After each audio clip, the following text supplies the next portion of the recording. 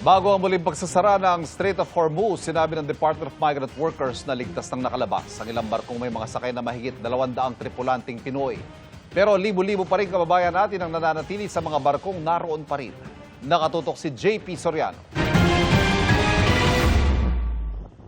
Kasunod ng pahayag ng Iran na pwede nang dumaan sa Strait of Hormuz ang lahat ng commercial ships, kinumpirma ng Department of Migrant Workers o DMW na kabilang sa mga barkong nakalabas doon ang mga barkong may sakay na mga tripulanting Pilipino.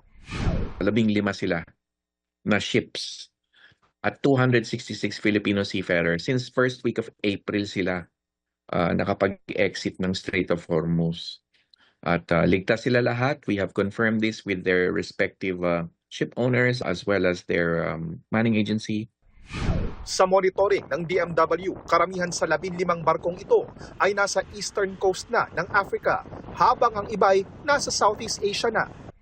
Nag-exit ng Strait of Hormuz, Persian Gulf, umiwas sa Red Sea at iikot ng Horn of Africa papuntang Mediterranean Sea sa Europa.